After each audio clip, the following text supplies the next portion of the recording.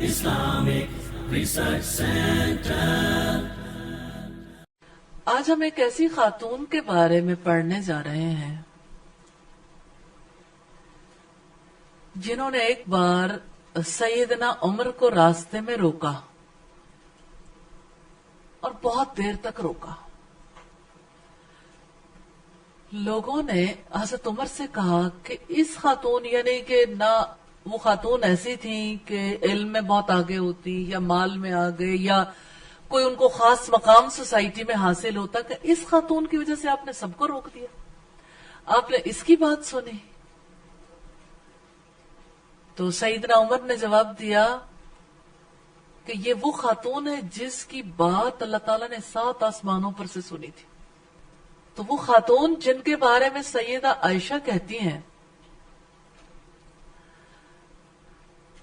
کہ خولہ بنت سالبہ رضی اللہ تعالی عنہا جب ہمارے گھر میں نبی صلی اللہ علیہ وسلم کے ساتھ ایک ہی کمرے کے اندر بات کر رہی تھی تو میں کمرے میں موجود تھی، مجھے پتا نہیں چلا وہ کیا بات کر رہی ہیں. اور اللہ تعالیٰ نے یہ وحی نازل کی، قد سمع اللہ قول التی تجادلک فی زوجہا وتشتکی الی اللہ. اللہ نے یقیناً سن لی اس کی بات جو اپنے شوہر کے بارے میں آپ سے جھگڑا کر رہی تھی اور اللہ سے شکایت کر رہی تھی. تو آج ہم سیدہ خولہ بنت سالبہ رضی اللہ تعالی عنہا کے بارے میں پڑھیں گے.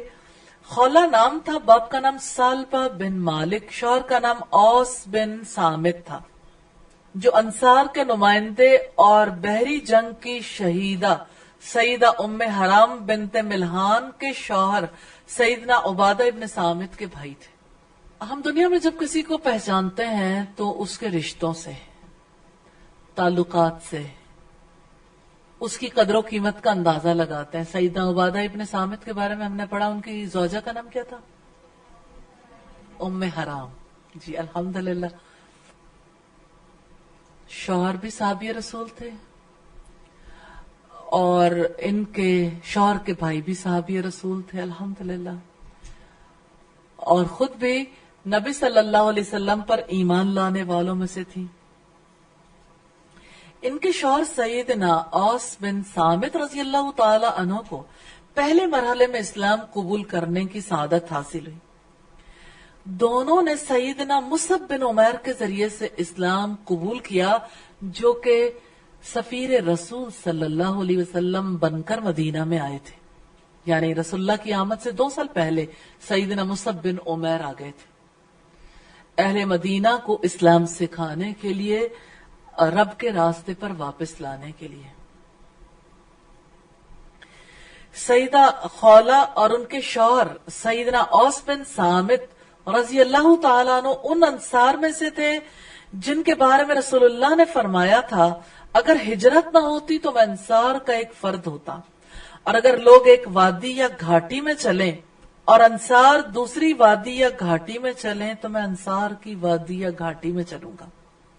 یہ صحیح بخاری کی روایت ہے 7244 نمبر پر.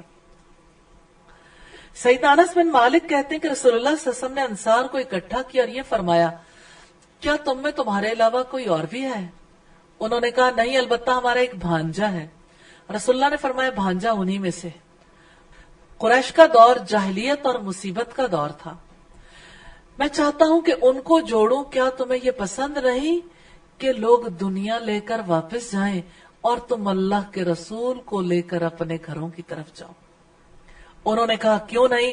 رسول اللہ نے فرمایا اگر لوگ ایک وادی اور گھاٹی میں چلیں اور انصار دوسری وادی یا گھاٹی میں چلیں تو میں انصار والی وادی یا گھاٹی میں چلوں گا. یہ روایت سنن ترمذی کی ہے 3901 نمبر پر. آپ صلی اللہ علیہ وسلم نے ایک بار فرمایا تھا اگر ہجرت نہ ہوتی تو میں انصار کا ایک فرد ہوتا. نبی صلی اللہ علیہ وسلم کی زندگی کی ہر بات ہمارے لیے نمونہ ہے. طرز معاشرت ہے، جن لوگوں کے درمیان رہنا ہے، کتنی محبت کے ساتھ رہنا. کیسی محبت چاہیے. اب آپ دیکھیے کہ انصار تو پورے مدینہ کے لوگ تھے نا، اور ان میں آپ صلی اللہ علیہ وسلم سے قریب بھی تھے، بہت زیادہ قریب نہ ہونے والوں میں سے بھی تھے. سارے لوگ انصار میں سے تھے جنہوں نے آپ صلی اللہ علیہ وسلم کی مدد کی تھی. تو آپ نے پورے مدینہ کو ایک خاندان کی طرح بنا دیا. الحمدللہ. جیسے ایک قبیلہ، ایک برادری ہوتی، اسلامی برادری، اسلامی خاندان. میں اسی توسط سے اس جانب آنا چاہتی ہوں کہ آپ بڑے خاندان کی بات تو ایک طرف، چھوٹے خاندان میں اپنے رویے کو دیکھیں. پھر اپنے رویے سے پہلے اوور آل سوسائٹی کے افراد کے رویے کو دیکھیں. جب ایک لڑکی بیاہ کے دوسرے گھر میں جاتی ہے، کیا وہ ایسے محبت کا اظہار کرتی ہے؟ کیا وہ یہ اعلان کرتی ہے کہ اگر سب لوگ ایک طرف چلیں، میرے اہل خاندان جہاں سے میں آئی ہوں، اور آپ دوسری طرف چلیں تو میں اسی جانب جاؤں گی جہاں آپ جاؤ گے؟ ایک فقرہ اہل خاندان پر کتنا اثر انداز ہو سکتا ہے. آپ صلی اللہ علیہ وسلم نے فرمایا کہ یعنی اگر ہجرت نہ ہوتی تو میں انصاری کا ایک فرد ہوتا. تو پہلی بات تو یہ کہ جہاں پر ہم رہتے ہیں ہمیں وہاں پہ دیکھنا چاہیے کہ وہاں پر محبتیں بانٹنے والے ہیں یا غیر جانبدار رہنا. ایک بات ہماری سوسائٹی میں عام ہے، تجھ کو پرائی کیا پڑی اپنی نبیڑ دو. ہر کوئی اپنی اپنی فکر کرتا ہے. نبی صلی اللہ علیہ وسلم نے جس طرح سے سچا اسلام سکھایا اسی طرح سے سیکھنے کی ضرورت ہے. اب یہ تو میں نے پہلی بات آپ کے سامنے رکھی. اب ذرا اس سے بلند ہو کر دیکھیے، اہل خاندان کے علاوہ جیسے اسلامی خاندان ہے جس میں آپ رہتے ہیں، الحمدللہ، ایسی محبت کا اظہار کسی موقع پر آپ نے کیا ہو اس گروپ کے ساتھ جس کے ساتھ مل کر آپ اللہ کے کلام کو سیکھتے ہیں، صحابہ کرام کی طرح، اور جیسے نبی صلی اللہ علیہ وسلم سکھاتے تھے اسی سنت کو فالو کیا نا. تو عملی طور پر اپنی زندگیوں میں دیکھیں کہ کیسے ایک دوسرے کو خوشخبریاں دیتے. کبھی لاہور والوں نے یہ سوچا کہ جو لوگ اپنے گھر بار چھوڑ کر دین کی تعلیم حاصل کرنے کے لیے آئے ہیں ان کے لیے ہم نے انصار بن کے رہنا؟ دیکھیں، اسلام کو تو دو صورتوں میں سے ایک صورت میں قبول کرنا پڑتا ہے، یا تو مہاجر بن کے جئیں، اللہ کی خاطر گھر بار چھوڑ کے نکلیں، یا پھر انصار بن جائیں. تو آپ دیکھ لیں، آپ لوگوں میں سے کچھ لوگ تو مہاجر بن گئے، گھر بار چھوڑ دیا، لیکن مجھے باقی لوگ یہ بتائیں کہ کیا وہ انصار کی طرح زندگی بسر کر رہے ہیں؟ کہ جیسے مدینہ والے، تو ایک بار ایسا ہوا کہ اچھی کھجوروں کے ساتھ کسی نے ردی کھجوروں کا ایک خوشہ لا کے لٹکایا تھا. آسمان سے وہی نازل ہو گئی ان لوگوں کے بارے میں جو تعلیم حاصل کرنے کے لیے آئے اور جنہوں نے صفہ کی یونیورسٹی میں ایڈمیشن لیا، یعنی رسول اللہ صلی اللہ علیہ وسلم کے پاس آ کے انہوں نے رہائش اختیار کی مسجد نبوی میں، اور مسجد نبوی میں رہائش کی وجہ سے وہ تعلیم تو حاصل کرتے تھے لیکن اپنے لیے کمانے کی پوزیشن میں نہیں تھے، لیکن ان کی ساری ضروریات اور ان کے باقی معاملات انصار نے سنبھال لیے تھے. تو لقد کان لکم فی رسول اللہ اسوۃ حسنہ تلاش کریں اور دیکھیں. جب اجر کا موقع آتا ہے نا تو ہر ایک کو برابر نہیں ملتا. جو عمل کرنا چاہتا ہے اللہ اسے توفیق عطا کر دیتا، مواقع بن جاتے ہیں. جیسے آپ نے دعا کی قرآن کے لیے، قرآن کی محبت کے لیے، تو اللہ تعالیٰ نے آپ کے لیے موقع پیدا کر دیا. وہ موقع آپ کو وقتی طور پر پسند نہ بھی آئے، آپ کو اس پہ تکلیف بھی ہو، لیکن آپ اس کے اثرات دیکھیے گا لانگ لاسٹنگ، تا حیات اس کا پھل کھائیں گے انشاءاللہ، اور پھل میٹھا ہوگا انشاءاللہ. تو اسی طرح سے آپ اگر یہ چاہیں کہ انصار کی طرح جئیں تو پھر سوچیں کہ کیسے جینا ہے. پھر پڑھیں کہ رسول اللہ صلی اللہ علیہ وسلم کہ انصاری ساتھیوں نے آپ اور آپ کے صحابہ کرام کے ساتھ کیا معاملہ کیا تھا. اور اگر آپ نے مہاجر بن کے رہنا ہے تو دیکھیں کہ انصار سے ایک ایسی محبت کرنی ہے. اور بات ہے اس رشتے کی جس سے رشتہ اخوت کہا جاتا ہے. تاریخ میں ایک بھی مثال ایسی نہیں ملتی، ایک مثال بھی جیسے نبی صلی اللہ علیہ وسلم نے رشتہ اخوت قائم کیا تھا صحابہ کرام کے درمیان، ایک انصاری اور ایک مہاجر. پھر انصاریوں نے اپنا اپنا گھر حاضر کر دیا آدھا آپ لے لو، کرائے پہ نہیں، مستقل، آدھی جائیداد آپ لے لو، آدھی ہماری ہے۔ اب آپ اپنے دل پہ ہاتھ رکھ کے دیکھیے کہ کیا پتہ نہیں ہے کہ کیسا معاملہ کرنا چاہیے۔ وہ تو بہت اعلیٰ پائے کے لوگ تھے، لیکن ان کی زندگی میں ہمارے لیے بہرحال نمونہ۔ اب جب غزوات میں مال غنیمت آتا، مال غنیمت کی تقسیم میں انصاریوں کو کم ملتا تھا، سم ٹائمز بالکل نہیں ملتا تھا۔ پھر اللہ تعالیٰ نے قیامت تک کے لیے وہی نازل کر دی، وَيُؤْثِرُونَ عَلَىٰ أَنفُسِهِمْ وَلَوْ كَانَ بِهِمْ خَصَاصَةٌ، وہ اپنے اوپر دوسروں کو ترجیح دیتے ہیں اگرچہ خود تنگی میں کیوں نہ۔ اور اب تو ماشاءاللہ تنگی میں بھی نہیں ہے، تو ایک دوسرے سے محبتیں بانٹی۔ اور اس کے لیے دیکھیے کہ جب بھی آپ کوئی کام کرنا چاہیں تو اس کی صورت کیا ہو سکتی ہے۔ آپ اللہ سے مانگیں کہ اللہ آپ کو راستہ دے گا۔ Where there is will, there is a way. There is a way. یہ نہیں ہوتا کہ کوئی ہاتھ پکڑ کر بتائے کہ اچھا اب یوں کر لو، اب یوں کر لو۔ آپ ارادہ کریں کہ اللہ تعالیٰ آپ کو سجھا دیں گے کہ آپ نے کیا کرنا ہے انشاءاللہ۔ اسی طرح سے آپ صلی اللہ علیہ وسلم نے فرمایا، انصار میرے جان و جگر ہیں، ایک وقت آئے گا لوگ زیادہ ہوں گے اور یہ کم، اس لیے تم ان کے نیک لوگوں کی بات مانو اور ان کے خطاکاروں سے درگزر کرو۔ رسول اللہ صلی اللہ علیہ وسلم نے انصار کے بارے میں فرمایا، مومن انصار سے محبت کرتا، منافق بغض رکھتا ہے۔ جو ان سے محبت کرے گا اللہ اس سے محبت کرے گا، اور جو ان سے بغض رکھے گا اللہ ان سے بغض رکھے گا۔ یعنی اگر انصار نے آگے بڑھ کر مہاجرین کی مدد کی تھی، ان کا خیال رکھا تھا، تو کیسے اللہ اور اس کے رسول نے ان کا دفاع بھی کیا تھا۔ اسی طرح رسول اللہ نے فرمایا، انصار کے ساتھ بغض رکھنا منافق ہونے کی علامت ہے، اور انصار کے ساتھ محبت رکھنا مومن ہونے کی نشانی۔ یہ روایت صحیح بخاری کی ہے 74 نمبر پر۔ تو سیدہ خولہ انصاری تھیں، یعنی مدینہ کے رہنے والی تھی۔ سیدہ خولہ کے ساتھ ایک واقعہ پیش آیا، کہتی ہیں ایک روز رسول اللہ نے ہم سے ارشاد فرمایا، جس کو اللہ تعالیٰ 4 خوبیاں ایک ساتھ عطا کر دے اس کے لیے اللہ تعالیٰ نے دنیا اور آخرت کی خیر اور بھلائی کو جمع کر دیا۔ یہ بات بڑی امپورٹنٹ ہے۔ ہم نے پوچھا اللہ کے رسول وہ 4 خوبیاں کون سی ہیں؟ آپ نے فرمایا شکر گزار دل، ذکر الہی کرنے والی زبان، متوسط درجے کا گھر اور نیک بیوی۔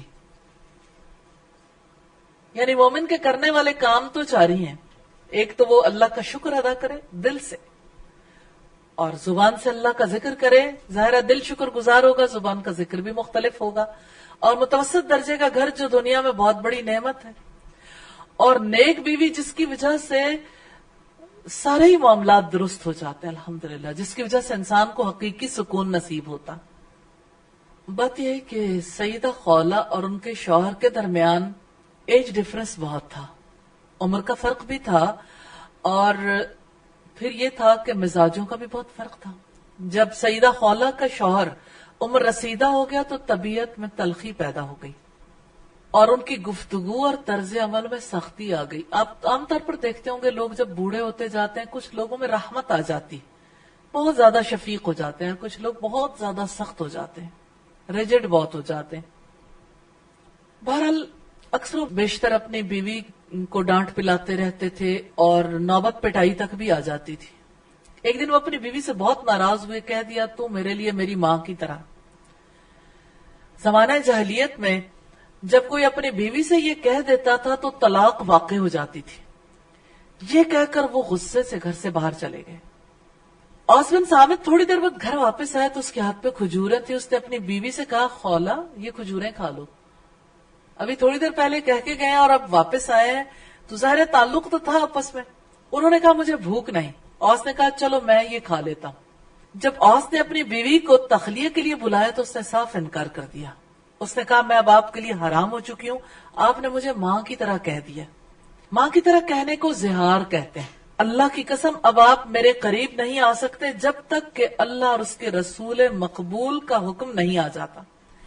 پھر سیدہ خولہ اسے وہیں چھوڑ کر رسول اللہ کی خدمت میں حاضر ہوئی، آپ کو ساری صورتحال سے آگاہ کیا۔ امام ابو داؤد نے اپنی معروف کتاب سنن ابی داؤد میں کچھ اس طرح یہ بات بیان کی ہے کہ سیدہ خولہ بنت مالک بن سالبہ فرماتی ہیں میرے شوہر عاص بن صامت نے مجھے ماں کہہ دیا تو میں رسول اللہ کی خدمت شکایت لے کر حاضر ہوئی۔ رسول اللہ مجھے تنبیہ کے انداز میں فرمانے لگے اتق اللہ فإنہ ابن عمک، اللہ سے ڈرو وہ تیرے چچا کا بیٹا ہے۔ سیدہ خولہ فرماتی ہیں کہ میں وہیں ٹھہری رہی یہاں تک کہ قرآن مجید کی آیات نازل ہوئیں قد سمع اللہ قول التی تجادلک فی زوجہا وتشتکی الی اللہ واللہ یسمع تحاورکما ان اللہ سمیع بصیر۔ اللہ نے سن لی اس عورت کی بات جو اپنے شوہر کے بارے میں تم سے تکرار کر رہی ہے اور اللہ سے فریاد کیے جاتی ہے۔ اللہ تعالیٰ تم دونوں کی گفتگو سن رہا ہے، وہ سب کچھ سننے والا اور دیکھنے والا ہے۔ تم میں سے جو لوگ اپنی بیویوں سے اظہار کرتے ہیں ان کی بیویاں ان کی مائیں نہیں ہیں، ان کی مائیں تو وہی ہیں جنہوں نے ان کو جنا ہے۔ یہ لوگ سخت ناپسندیدہ اور جھوٹی بات کہتے ہیں، اور حقیقت یہ ہے کہ اللہ بڑا معاف کرنے والا اور درگزر فرمانے والا۔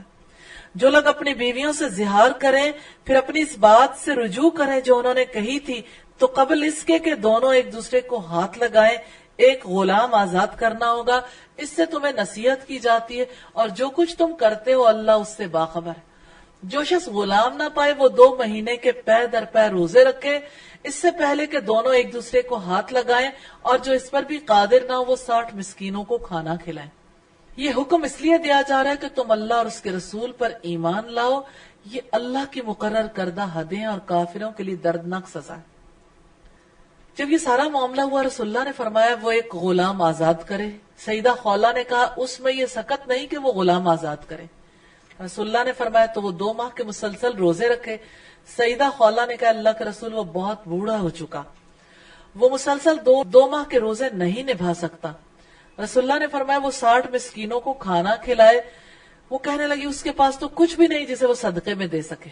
سیدہ خولہ بیان کرتی اسی دوران رسول اللہ کی خدمت میں کھجوروں کا ایک ٹوکرا لایا گیا۔ سیدہ خولہ نے عرض کی اللہ کے رسول میں اس کی مدد کے لیے کھجوروں کا ٹوکرا مہیا کرتی ہوں۔ آپ نے فرمایا یہ تیرا احسان ہوگا، جاؤ اس کی طرف سے 60 مسکینوں کو کھلا دو اور اپنے چچا کے بیٹے سے رجوع کر لو، یہ تیرے شوہر کا کفارہ ہوگا۔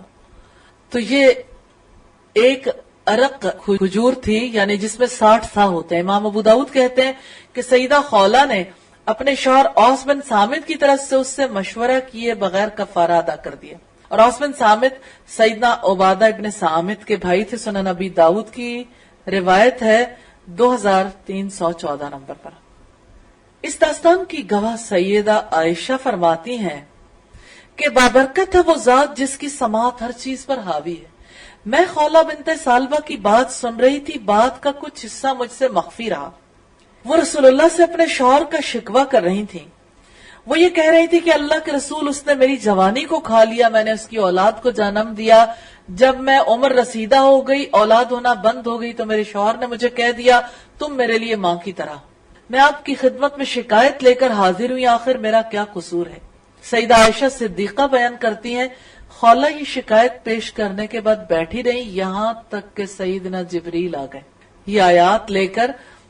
اور امام احمد نے سیدہ خولہ کے بارے میں روایت کیا، وہ فرماتی ہیں کہ اللہ کی قسم میرے اور عاص بن صامت کے بارے میں اللہ تعالیٰ نے سورہ المجادلہ کی ابتدائی آیات نازل کی۔ پھر اسی طرح سے یہ روایت ہمیں کئی اعتبار سے ملتی ہے کہ سیدہ خولہ نے کس طرح سے رسول اللہ صلی اللہ علیہ وسلم سے شکایت کی تھی۔ اصل بات یہ تھی کہ دور جاہلیت کا جو قانون تھا وہ سیدہ خولہ کے سامنے تھا۔ اب دیکھیے کہ آج کے شوہر اور بیوی گھر میں خود ہی طلاق کا فیصلہ کر لیتے ہیں۔ ایک طلاق ہوئی خود ہی رجوع کر لیا، پھر دوسری طلاق ہوئی پھر رجوع کر لیا، پھر تیسری ہوئی پھر رجوع کر لیا، پھر 50ویں ہوئی پھر رجوع کر لیا۔ اللہ کی حدود کو ایسے توڑتے ہیں، کوئی ایک واقعہ نہیں ہے، ایسے 20 واقعات ہیں جہاں لوگ سمجھ رہے ہیں کہ شاید طلاق اور رجوع کرنا ہمارے گھر کی کھیتی ہے، خود ہی کر لیں گے۔ نبی صلی اللہ علیہ وسلم نے طلاق اور رجوع دونوں پر گواہ بنانے کا حکم دیا۔ تو یہ اللہ تعالیٰ کی حدود ہیں، اور یہ اللہ کا تقوی ہے جو ایک انسان کو تنہائی میں بھی اللہ کی حدود توڑنے نہیں دیتا۔ تو کس طرح سے سیدہ خولہ نے اللہ کی حد کی حفاظت کی کہ میں جا کے رسول اللہ سے پوچھوں گی، اور رسول اللہ اس بات کا حل نہیں جانتے تھے. اس پر سیدہ خولہ نے انتظار کیا کہ ٹھیک ہے میں نے بات کہہ دی، اللہ تعالیٰ اس کا جواب دیں گے. پھر اللہ تعالیٰ کی طرف سے وحی نازل ہوئی. یہ ان کا بہت بڑا اعزاز ہے کہ ان کے حق میں اللہ تعالیٰ نے وحی نازل کی. اور نبی صلی اللہ علیہ وسلم پر جب وحی کی کیفیت طاری ہوئی، پھر آپ کی حالت بدلی تو آپ کے چہرے پر خوشی کے آثار نمایاں ہوئے. آپ نے فرمایا اے خولہ، اللہ نے تیرے اور تیرے شوہر کے بارے میں یہ آیات نازل کی ہیں. پھر آپ نے یہ آیات تلاوت کی. اور مسند احمد کی روایت میں ہمیں یہ بھی ملتا ہے کہ رسول اللہ نے فرمایا ہم اس کو کھجوروں کا ٹوکرا مہیا کر کے اس کی مدد کریں گے، یعنی تاکہ وہ اللہ کی حد کو پورا کر لے. اس کو کہیں کہ ام منذر بنت قیس کے پاس جائے، اس سے کھجوریں حاصل کرے، پھر وہ یہ کھجوریں 60 مسکینوں کو کھلائے. سیدہ خولہ نے کہا اللہ کے رسول، میں اس کے لیے ایک ٹوکرا کھجوریں مہیا کروں گی. رسول اللہ نے فرمایا یہ تو بہت اچھا ہوگا، یہ تیرا نہایت درست فیصلہ ہے، جاؤ اس کی طرف سے صدقہ دے دو اور اپنے چچا کے بیٹے کے ساتھ خیر اور بھلائی کا رویہ اختیار کرو. کہتی ہیں میں نے ایسے ہی کیا جیسے رسول اللہ صلی اللہ علیہ وسلم نے ارشاد فرمایا تھا. ایک اور روایت میں ہمیں یہ ملتا ہے کہ سیدنا اوس بن صامت نے جب رسول اللہ سے یہ سنا کہ 60 مسکینوں کو کھانا کھلانے کے لیے کھجوروں کا ایک ٹوکرا، ایک ارق کھجوریں جو ہیں وہ صدقہ کرنی ہوں گی. جب کھجوریں آ گئیں تو رسول اللہ نے کہا انہیں تقسیم کر دو. تو انہوں نے کہا کہ واللہ پورے مدینہ میں سب سے زیادہ غریب گرانا ہمارا ہے، یعنی میں کس کو تقسیم کروں. تو آپ صلی اللہ علیہ وسلم مسکرا دیے اور آپ نے کہا اچھا چلو اپنے گھر لے جاؤ. تو یوں یعنی وہ سچے اور کھرے لوگ تھے، یوں نہیں کہ اپنی جگہ پر بیٹھ کر دل میں فیصلے کر لیے. تو بیٹا اسلامی طرز زندگی سیکھے. یہ سارے معاملات جو اجتماعی معاملات ہوتے ہیں وہ اپنی جگہ پر خود بیٹھ کے طے نہیں کیا کرتے، جہاں دوسرے لوگوں کے مفادات اور دوسرے لوگوں کے معاملات بھی انوالو ہو جاتے ہیں. اور آپ دیکھ رہے ہیں کہ دنیا میں جو لوگ دین پر نہیں ہیں وہ بھی ان معاملات کو سمجھتے ہیں کہ جب ایک آرگنائزیشن یا ایک ادارے کے تحت لوگ رہتے ہیں تو پھر اپنے معاملات کے اکیلے ہی خود ذمہ دار نہیں ہو جاتے کہ جو جی چاہے فیصلے کر لیں. پھر اصولوں کی پاسداری ہوتی، اصولوں کے مطابق. اور الحمدللہ جو دین پڑھنے والے وہ اس بات کو زیادہ سمجھنے کا حق رکھتے ہیں کہ اپنے معاملات کو خود طے نہیں کرنا، اللہ کی حدود کے مطابق جو اللہ تعالیٰ نے بتا دیا اسی طریقہ کار کو اختیار کرنا ہے. اور یہاں سے ہمیں یہ بھی پتہ چلتا ہے کہ نبی صلی اللہ علیہ وسلم نے بھی مدد کرنی چاہیے. سیدہ خولہ نے فوراً کہا میں بھی کروں گی، یعنی آپ نے کہا میں آگے بڑھ کے کروں گی. اب آپ دیکھیے اس سے پتہ لگتا ہے کہ سیدہ خولہ اپنے شوہر سے نفرت کر کے گھر سے نہیں نکلی تھی. شوہر کی تو وہ وکالت کر رہی تھی، انہیں صرف یہ تکلیف تھی کہ کہیں ایسا نہ ہو کہ میں اپنے شوہر کے ساتھ یعنی اس کی بات مان کے اللہ کی مجرم ہو جاؤں. اب آپ ان لوگوں کے بارے میں کیا کہتے ہیں کہ جو شوہر سے کوئی بات سنتے ہیں اور وہ بات ان کی مرضی کے بھی مطابق ہے تو اللہ کی حد کی پرواہی نہیں کرتے اور دلیل یہ دیتے ہیں کہ شوہر کی اطاعت کرنا تو فرض ہے. تو سیدہ خولہ کے طرز عمل سے کیا پتہ چلتا ہے کہ شوہر کی اطاعت اللہ کی حد توڑنے کے لیے نہیں کی جا سکتی. لا طاعت لمخلوق فی معصیت الخالق. اسی لیے سیدہ خولہ رسول اللہ صلی اللہ علیہ وسلم کے پاس آئی تھی. یہی سیدہ خولہ امیر المومنین سیدنا عمر ابن خطاب کے پاس تشریف لاتی تو وہ ان کی بہت عزت کیا کرتے تھے اور فرماتے تھے یہ وہ جلیل القدر خاتون ہے، یہ وہ جلیل القدر خاتون ہے، یہ وہ جلیل القدر خاتون ہے، یہ وہ جن کی بات کو اللہ تعالیٰ نے سنا. ایک دن سیدنا عمر مسجد سے نکلے، ان کے ساتھ جارود بن معلہ تھے. انہوں نے سیدہ خولہ کو راستے میں دیکھا تو کہا اے ام عامر السلام علیکم. انہوں نے سلام کا جواب دیا، پھر فرمانے لگی اے عمر میں نے تجھے عکاظ کے میلے میں دیکھا تھا، اس وقت تیرا نام عمیر تھا، یعنی لوگ تمہیں عمر کی بجائے عمیر کہتے تھے، چھوٹے سے تھے. تم اپنی لاٹھی سے بھیڑ بکریاں چرایا کرتے تھے. پھر کچھ عرصہ بیت جانے کے بعد تیرا نام عمر رکھ دیا گیا، پھر تم امیر المومنین بن گئے. رعایا کے معاملات میں اللہ سے ڈرتے رہنا اور خوب اچھی طرح جان لو جو شخص اللہ تعالیٰ کی وعید سے ڈر گیا اللہ تعالیٰ اس کے لیے وعید کو قریب کر دیتا. بہت قیمتی بات ہے. جو اللہ کی وعید سے ڈر گیا اللہ اس کے لیے وعید کو قریب کر دیتا ہے. یعنی اللہ سے ڈر کے رہنا. اور جب اللہ سے ڈر کے رہو گے تو جن کاموں کو آپ دور سمجھتے ہو اللہ اسے قریب کر دے گا. جو موت سے ڈر گیا وہ وقت ضائع کرنے سے اندیشہ محسوس کرتا, یعنی وہ وقت ضائع نہیں کرتا, ٹائم مینج کرتا ہے. جس نے حساب کا یقین کر لیا وہ عذاب سے خوفزدہ رہتا. جارود نے جب یہ دیکھا کہ ایک عورت امیر المومنین کو سرے بازار نصیحت پہ نصیحت کیے جا رہی ہے تو اس نے کہا, خاتون تو امیر المومنین پر زیادتی کر رہی ہے. سیدنا عمر نے اس سے کہا, تم اس خاتون کو نہیں جانتے, یہ وہ جلیل القدر خاتون ہے, یہ وہ عظیم ہستی ہے جس کی بات کو اللہ تعالیٰ نے 7 آسمانوں پر سنا. عمر کی کیا مجال ہے کہ اس کی باتوں کو نہ سنے. اللہ کی قسم جب تک باتیں کرتی رہے گی عمر کھڑا سنتا رہے گا. سیدنا عمر نے ان کی ساری باتیں سنی, جو انہوں نے مطالبہ کیا اسے پورا کیا. تسلی سے نصیحت آموز باتیں کرنے کے بعد سیدہ خولہ رضی اللہ تعالی عنہا وہاں سے واپس ہوئی. اس سے ہمیں یہ پتا چلتا ہے کہ تقوی والے کیسے نصیحت کرتے ہیں اور کیسے نصیحت کو قبول کرتے ہیں. بھلے سے وہ حکمران بن جائے اور بھلے سے کسی کا سوسائٹی میں کوئی مقام نہ ہو, کوئی کتنا ہی غریب ہو, لیکن جس کو دین کی سمجھ ہے اسے دین اس بات کو جس میں کوئی خرابی محسوس کر رہا ہے اسے آگے پہنچانے کا حکم دیتا ہے. تو سیدہ خولہ نے اللہ کے ڈر سے وہ سب باتیں خلیفہ المومنین سے کہیں, اور حضرت عمر نے سیدہ خولہ کی بات بہت دھیان سے سنی اللہ کے ڈر کی وجہ سے.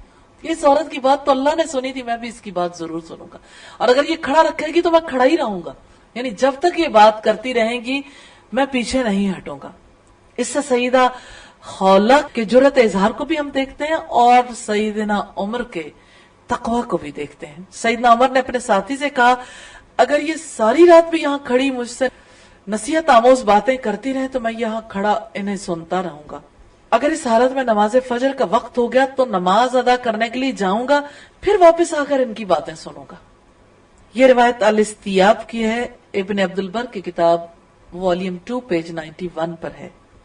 اللہ تعالیٰ سیدنا عمر پر اپنی رحمت نچھاور کرے جنہوں نے نصیحت قبول کی, اور سیدہ خولہ پر اپنی رحمتیں نازل فرمائے جنہوں نے سیدنا عمر کو اچھی اچھی نصیحتیں کی. اللہ تعالیٰ سے دعا ہے کہ ہمیں رسول اللہ صلی اللہ علیہ وسلم کے ارد گرد رہنے والے آپ کے صحابہ اور آپ کی صحابیات کی زندگیوں سے اپنی زندگی کے لیے سبق حاصل کرنے کی توفیق عطا فرمائے. کوئی بات جو سیدہ خولہ کے حوالے سے آپ شیئر کرنا چاہیں؟ انشاءاللہ اللہ کی حدود میں رہنا ہے. انشاءاللہ اللہ تعالیٰ مدد فرمائے. میم ان کی احتیاط پسندی ہے کہ جب ان کو پتا چلا کہ اس چیز یعنی شوہر کے بارے میں, تو وہ نبی صلی اللہ علیہ وسلم سے فوراً سے رجوع کرنے گئی کہ پہلے میں پوچھ لوں. جی تو الحمدللہ. پھر یعنی کہ ہمیں بھی سوچنا چاہیے کہ ہم ہر کام کو یوں ہی کر لیتے ہیں, اور یہ احتیاط پسندی کا تقاضا کہ پہلے اس کو اچھے طریقے سے سمجھ لیں, اچھی نصیحت کرنے کی کوشش کرنی ہے. نصیحت قبول کرنے کے بارے میں کیا پروگرام ہے؟ کیونکہ پہلی بات تو یہی ہے نا کہ جو بھی معاملہ ہو خود طے نہیں کرنا. میڈم انشاءاللہ جس طریقے سے انہوں نے اپنا مسئلہ ایک ایسے رسول صلی اللہ علیہ وسلم کے پاس بیان کیا اور وہ اس کے اہل تھے, تو اپنے مسائل کو ان کے پاس بیان کرنا ہے جو اہل ہو, اور کسی کی شکایتیں نہیں کرنی, صرف مسئلہ بیان کرنا ہے. صحیح. انشاءاللہ اسلامی طرز زندگی سیکھنا ہے. جیسے ان کے اندر تقوی بھی تھا اور انہوں نے جو اپنے خاوند سے بھی نفرت نہیں کی. انشاءاللہ یعنی احتیاط بھی اللہ کی حد کی تقوی بھی تھا حفاظت کی. اور اللہ سے ڈرتی تھی. انشاءاللہ اچھا, اس میں سیدہ خولہ کے فہم کو دیکھیے. ایک سادہ سی خاتون ہے لیکن اس بات کو سمجھتی ہے کہ یہاں تک شوہر کی بات درست ہے, یہاں اللہ کا حکم آ گیا نا, اب شوہر کی بات نہیں سننی. حالانکہ وہ اس بات کو جانتی تھی کہ 4 چیزیں جس کو مل گئی اس کو کلی بھلائی مل گئی, جن میں سے آخری چیز نیک بیوی. اور حقیقت یہ ہے کہ سیدنا اوس بن صامت کے ساتھ اللہ تعالیٰ نے بڑی بھلائی کی. اگرچہ دنیا میں مال زیادہ نہیں تھا لیکن نیک بیوی کی وجہ سے, ایک گھر کی وجہ سے اور ذکر و شکر کی وجہ سے اللہ تعالیٰ کی بڑی رحمت تھی ان لوگوں پر. جی انشاءاللہ مخلوق کی اطاعت میں اللہ تعالیٰ کی نافرمانی نہیں کرتے. استاذہ ہم یہاں دیکھا طرز معاشرت میں یعنی ایک دوسرے کے ساتھ رہتے ہوئے محبت کرنی ہے. جیسے رسول اللہ انصار سے محبت کیا کرتا ہے. جی, من احب للہ, اللہ کے لیے جو محبت ہوتی ہے نا, اس محبت میں اپنی خواہش کا دخل نہیں ہوتا, نہ سیٹسفائیڈ ہونے کی کوئی تمنا ہوتی. اللہ کے لیے محبت میں गुफ्तगू का, ताल्लुकात का, मामलात का रुख सिर्फ अल्लाह की जानिब होता है, यानी अल्लाह से ताल्लुक को मजबूत करने के लिए। बाकी मोहब्बत तो अल्लाह ताला दे देता है फिर मुहाजिरीन से मोहब्बत करनी है, इंशाल्लाह इंशाल्लाह अंसार बनना है। इंशाल्लाह। मैम मुझे ना इसमें उनकी अपने शोहर से मोहब्बत बहुत अच्छी लगी। मतलब जैसे ही रसूल सल्लल्लाहु अलैहि वसल्लम स्टेप बाय स्टेप बताते थे कि ये कर लें वो कर लें, फिर वो उनकी हमदर्दी में बोलती थी। मतलब हमारे ऐसा होता है कि अगर शोहर से झगड़ा हो जाए तो सारे उसके नेगेटिव पॉइंट शेयर कर दिए जाते हैं और लड़ाई झगड़े के काफी देर बाद कहते हैं हाँ उसमें ये अच्छाई भी थी, मतलब थोड़ा अच्छा भी था।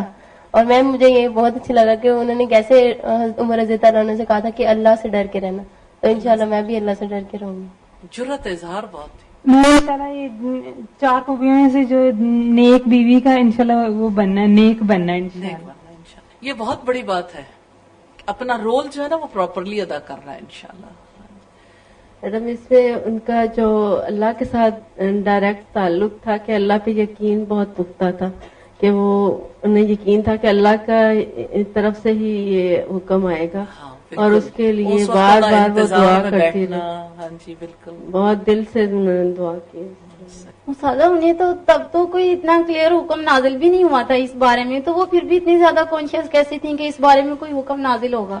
इस वजह से कि उनके यहाँ अरबी कल्चर की वजह से, जाहिली दौर में जो एक तरीकाकार था उसकी वजह से ये बात तो रासिख थी कि जब कोई शौहर अपनी बीवी को मां जैसा कह दे फिर वो हराम हो जाता है। अब यह है कि उन्हें ये नहीं पता था कि अगर मेरा शौहर मेरे से ताल्लुक कायम करना चाहता है तो ये ताल्लुक दुरुस्त होगा या गलत। हो सकता है उनके दिल में आता कि भाई ये तो जाहिली दौर की बात है, हो सकता है उनके दिल में ये बात ज्यादा रासिख होती कि जाहिली दौर की बात ही सही साबित होगी। उन्होंने इन बातों के लिए अपनी तरफ रुजू नहीं किया, वो उठी और रसूलुल्लाह के पास चली गई कि जब एक बात है कि उमूमी तौर पर सोसाइटी में ये रवैया, और अभी तक कोई इसके खिलाफ रवैया मौजूद भी नहीं था कि किसी ने अपनी बीवी को मां जैसा कहा हो तो उसके लिए कोई शहादत मौजूद होती, कि फिर क्या तर्ज अमल इख्तियार किया गया। तो साहबे कराम ऐसे मामलात में जिसके बारे में फैसला नहीं होता था तो उसको अल्लाह और उसके रसूल की तरफ लौटा देते। हुक्म भी यही अल्लाह ताला की किताब में, या अय्युहल्लज़ीना आमनू अतीउल्लाह व अतीउर रसूल व उलिल अम्रि मिनकुम व इन तनाज़अतुम फी शैइन फरुद्दूहु इलल्लाहि व रसूल। ऐ ईमान वालो, अल्लाह और उसके रसूल की इताअत करो और जो तुम में से साहिब अमर हो, और अगर तुम्हारा आपस में कोई झगड़ा हो जाए तो अल्लाह और उसके रसूल की तरफ लौटा दो।